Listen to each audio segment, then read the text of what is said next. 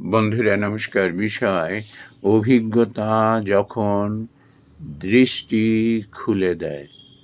বন্ধুরা, যত অভিজ্ঞ মানুষ আছেন তারা এই কথাটি বলেন যে অভিজ্ঞতার থেকে আর বড় শিক্ষক কে হতে পারেন। আমরা বই পুস্তক কিংবা বড় বড় মানুষের নানান উপদেশের কথা শুনি, মুগ্ধ হয়ে যাই, ভাবতে থাকি আমরা। কিন্তু দুঃখের বিষয় কি, শেষ পর্যন্ত আমরা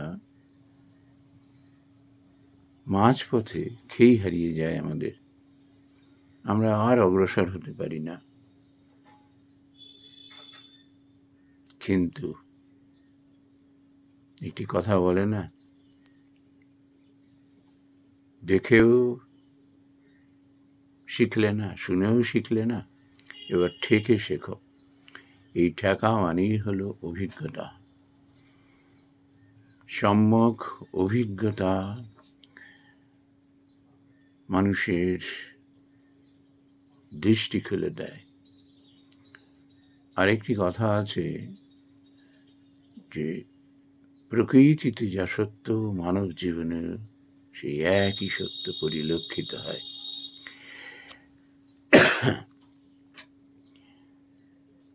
প্রকৃতির মধ্যে যদি আমরা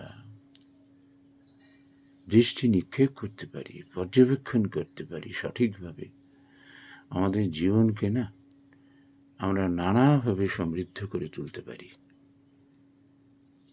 অনেক বিপদ আপদ থেকে আমরা সাবধান হতে পারি, আমরা প্রিভেন্টিভ অ্যাকশন নিতে পারি। তো বন্ধুরা, এইটি কেন মনে পড়ল, সম্প্রতি আমার একটি এরকম অভিজ্ঞতা হলো। এই যে আমরা বাড়িতে রান্নার তেল ব্যবহার করি, এটা নিয়ে একটা বিতর্কের ব্যাপার আছে। কেউ বলেন এই যে রিফাইন্ড অয়েল বা সাদা তেল এটি খাওয়া ভালো, আবার একদল বলেন না, সর্ষের তেল এটিই ভালো। তারপর যার যার পক্ষে নানা রকম যুক্তি দিতে থাকেন। এবং ডাক্তারবাবুরাও, আমি মুখে শুনেছি যে সাদা তেলের থেকে সর্ষের তেলই কম বিপজ্জনক। মানে করোনারি আর্টারিতে যে প্লাকগুলো জমে, চর্বিগুলো জমে, সেটা এরম বলতে চাইছেন যে সাদা তেলেই বেশি দেখা গেছে। এখন দেখা গেছে, এটার অভিজ্ঞতার ব্যাপার। তো আমি আপনাদের সামনে এই অভিজ্ঞতাটা তুলে ধরছি।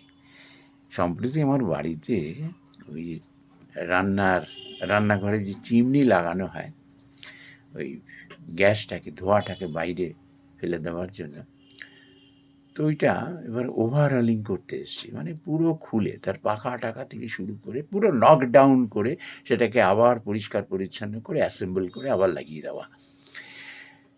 তো ছেলেটি যখন আমার সামনে ওটি খুলে ফেললো, ওর যে পাখাটি রোটার টাইপের ঘুরতে থাকে এরকম ড্রামের মতো, ওর মধ্যে যে কি পরিমাণ এই তেল একেবারে সেই গ্রিজের মতো আটকে রয়েছে, আর তার আশেপাশের অংশগুলো আমি দেখলাম। আমি বললাম, বাবা, এ তো পরিষ্কার করবার তোমার কোনো কেমিক্যাল আছে?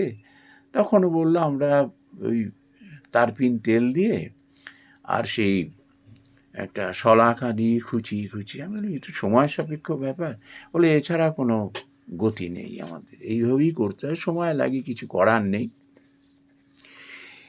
তখন ওর অভিজ্ঞতার কথা আমায় বলে, জানেন তো, আমরা যতবারই আমরা ঘুরে ঘুরে এই চিমনি পরিষ্কার করেছি, তো আমরা দেখেছি যারা সাদা তেল ব্যবহার করেন, ওই রিফাইন্ড অয়েল, পাতলা তেল, মনে হয় যেন পাতলা, কিন্তু এই পাতলা তেল যারা ব্যবহার করে তাদের চিমনিতে দেখেছি এই যে গ্রিজের মতো আষ্টে পৃষ্ঠে ওই তেলগুলো যখন জমে আঁকড়ে ধরে, সেগুলো আমাদের বার করতে, সেগুলো পরিষ্কার করতে আমাদের ভীষণ কষ্ট হয়, ভীষণ সময় চলে যায়। কিন্তু যেসব বাড়িতে আমরা জিজ্ঞেস করি তো সর্ষের তেলে রান্না করে যারা, খুব কম বাড়িতে, এরকম বলেন খুব কম বাড়িতে, তো সেখানে দেখলাম কিন্তু এরকম গ্রিজের মতো তেল আটকে থাকে না, খুব সহজেই সেটা পরিষ্কার হয়ে যায় একেবারে, খুব সহজে। এত ওর পেছনে আমাদের এই কাঠি দিয়ে খোঁচাখুচি করা, বারবার সেই তারপিন তেল লাগিয়ে ঘষা মাজা করা, এগুলো করতে হয় না। আমি তখন বললাম, তার মানে যারা সাদা তেল ব্যবহার করে তাদের চিমনিতে বেশি এই ধরনের গ্রিজের মতো তেল আটকে আটকে থাকে সমস্ত বিভিন্ন পার্টসের অংশে। বললে হ্যাঁ। আর যারা সর্ষের তেল ব্যবহার করে তাদের সেই তুলনায় কম হয়? বলে হ্যাঁ। এবং শুধু তাই না, তেল জমে, আঠার মতো হয়, কিন্তু সাদা তেলের থেকে সেই আঠা কম হয়, তার শক্তি কম থাকে, ও সহজেই পরিষ্কার হয়ে যায়। আমরা খুব সহজে কম সময়ের মধ্যে পরিষ্কার করতে পারি, কিন্তু এই সাদা তেলের আঠা সাংঘাতিক, একেবারে গ্রিজের মতো আটকে থাকে। বন্ধুরা, আমি এটা থেকে শোনার পরে আমার একটা কনক্লুশন এসে গেল, যাতে ইমপ্রেশন বলি আমরা, যে এই যে আমাদের দু দলের মধ্যে একটা বিতর্ক, সাদা তেল না সর্ষের তেল, কোনটি বেশি হিতকারী, আমার মনে হয় এটা থেকে আমাদের একটা ডিসিশনের আলো বেরিয়ে আসতে পারে, অথবা আমরা একটু এটা নিয়ে, এই বিষয় নিয়ে একটু ভাবনা চিন্তার কিন্তু অবকাশ আছে। নমস্কার বন্ধুরা।